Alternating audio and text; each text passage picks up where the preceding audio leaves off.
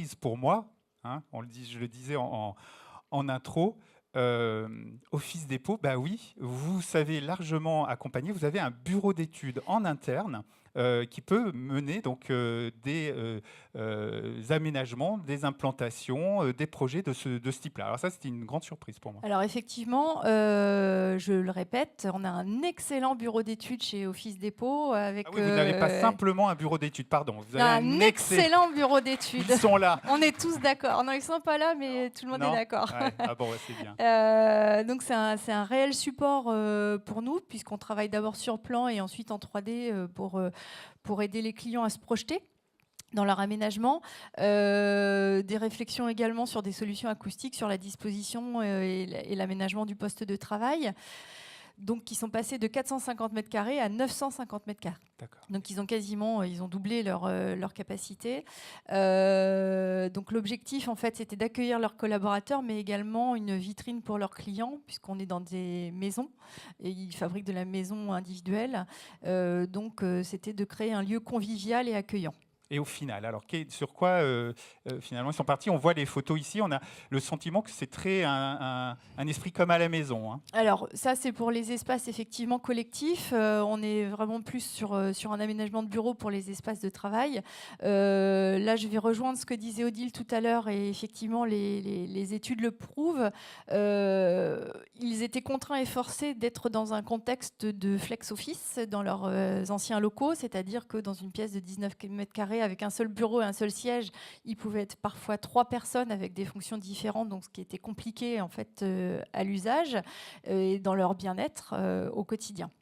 Donc là, la vraie recherche, en fait, c'était d'apporter une solution de bien-être au travail aux collaborateurs, de lutter contre l'absentéisme et également de faire revenir les commerciaux pour du partage et de l'échange, donc créer des salles de réunion. Ils étaient obligés de se réunir à l'extérieur, donc coûteux, contraignant, et ça nécessitait une certaine organisation et aucune spontanéité. Les assises hautes que vous pouvez voir sur les visuels, en fait, sont des espaces qui ont été mis en place pour les collaborateurs dans les salles de pause, mais également dans des espaces de circulation ou dans des petits box comme vous pouvez le voir là.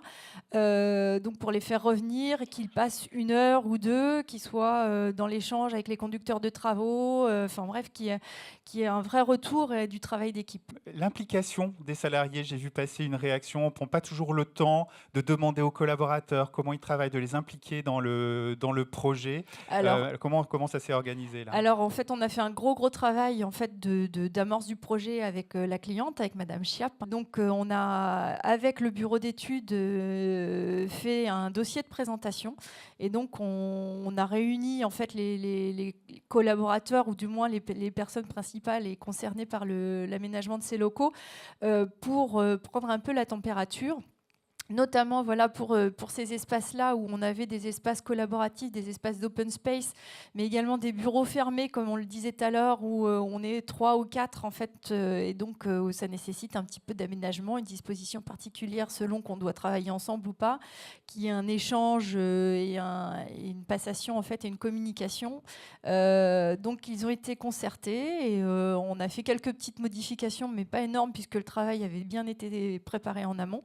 Et donc, validation de tout le monde, ce qui fait qu'en fait, ils ont intégré les locaux en janvier, tout à fait sereinement, contents, parce qu'ils savaient où ils allaient être installés, quel type d'équipement ils allaient avoir. Il faut travailler l'acoustique dans ce genre de projet. Sur les bureaux ouverts, en fait, d'habitude, ils étaient 3 ou 4, donc c'était bruyant de fait, mais parce que l'espace était petit. Là, on était dans des espaces plus grands, mais avec plus de postes de travail, donc une vraie crainte par rapport à ça, notamment pour les gens qui sont au téléphone toute la journée. Donc, on a amené des solutions acoustiques et qui sont réellement efficaces, et le bâtiment avait été, lui, également traité en ce sens. Les grandes entreprises américaines, si elles développent énormément les espaces de convivialité ou parfois dans des lieux auxquels on ne pense pas, dans des couloirs, etc., elles aménagent ce elle a appelé les interstices. qu'on n'aménageait pas avant. On a eu cette demande. C'est parce qu'ils cherchent à développer les contacts, les échanges. Tout à fait, tout à fait. Et en ayant un espace qui est à un moment défini, il faut bien essayer de trouver d'autres endroits pour pouvoir s'installer. Et on a eu ce cas chez nous. On a une grande entreprise de restauration collective, je vais pas la nommer, mais qui est venue chez nous à Villepinte, dans notre showroom, et qui nous a expliqué qu'il y avait un certain nombre d'endroits qui aujourd'hui n'étaient pas forcément bien exploités et dans lesquels il aurait souhaité installer ces lieux de réunion. Il y avait notamment devant les ascenseurs.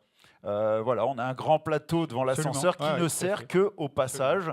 Je vais et je sors de l'ascenseur. Donc l'idée était d'y installer des canapés, des tables pour pouvoir y recréer des espaces informels de réunion et de travail. L'acoustique, le mobilier haut et l'acoustique surtout. Oui, l'acoustique, on l'a vu d'ailleurs dans l'étude Actineo, c'était absolument recherché par les collaborateurs qui veulent un environnement de travail qui soit confortable. On l'a vu également dans l'exemple de Virginie avec Extraco. Et diverses solutions existent pour faire face à cela.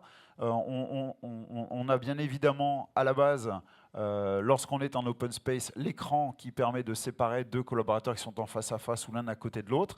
Là, on a des modèles acoustiques qui ont une vraie efficacité et on voit apparaître maintenant des produits un peu innovants qui vont venir se substituer aux dalles de plafond, mais qui vont être beaucoup plus absorbantes en termes de son.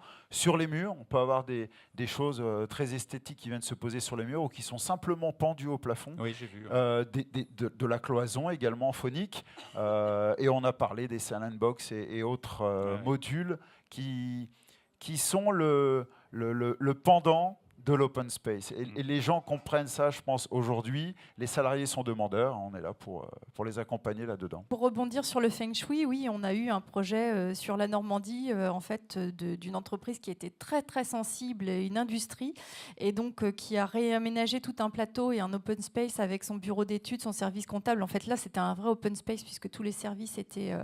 Et donc, il a fait venir un maître Feng Shui qui a fait un schéma, en fait, et d'ailleurs, vous avez un visuel d'une 3D qui avait été réalisée par le BE, juste là, en fait, la photo qui est juste au-dessus de Open Space.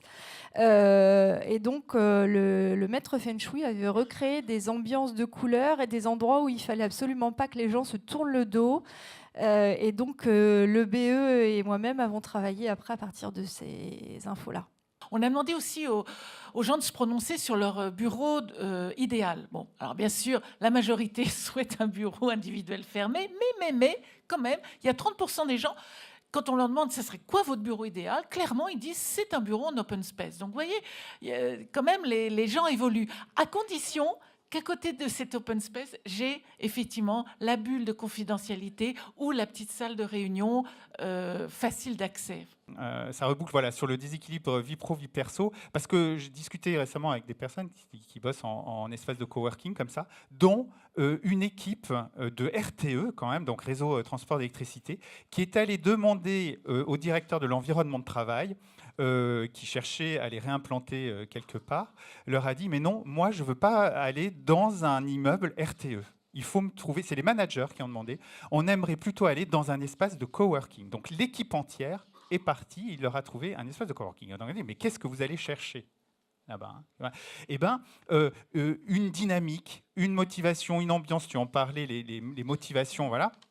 Une dynamique d'échange, un côté comme à la maison. Alors c'est vrai que ça mixe un petit peu le lieu de travail et le lieu de vie, mais il me disait, sur ces lieux-là, on bosse sacrément et on est pris par une émulation.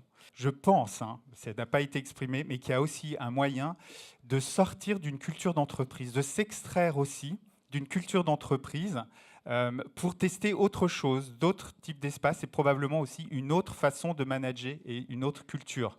On va continuer sur spécifiquement le travail collaboratif, Alexandra, parce que dans tous les projets, désormais, on entend il faut développer les espaces collaboratifs. C'est pour ça, d'ailleurs, que la marque Post-it propose des solutions de réunion qui vont essayer de contribuer à rendre tous ces temps de réunion donc, plus courtes, plus productives et également plus collaboratives.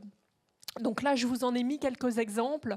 Donc on a notamment des produits donc, qui vont être très colorés, qui vont apporter, qui vont inspirer finalement, donc notamment des sessions de brainstorming ou réunions de type créativité. Donc c'est ce que vous pouvez voir en haut à droite, donc avec beaucoup de couleurs et également des nouveaux outils et notamment des tableaux adhésifs qui vont se coller au mur et permettre du coup une certaine flexibilité. Donc vous avez peut-être dans vos entreprises des locaux où vous ne pouvez pas percer, vous ne pouvez pas venir abîmer les murs ou quoi que ce soit. Donc on développe maintenant des tableaux blancs qui ne vont plus se fixer mais qui vont être adhésifs avec de l'adhésif post-it qui vont permettre de les retirer sans trace. Et également, je le vois beaucoup se développer, ça. Oui. Voilà, donc ça c'est quelque chose qu'on développe. Et également des solutions pour les réunions informelles. Donc là, on va être plus sur des solutions qui vont être moins d'équipement, mais davantage nomades. Donc des blocs qu'on peut emmener sous le bras, des paperboards qu'on emmène, qui ressemblent à des petits chevalets, donc qui ont à la fois une poignée qu'on va pouvoir transporter, et également qui vont faire chevaler, donc on va pouvoir poser sur une table, même si on n'a pas de mur pour le positionner, etc., ou de chevalet.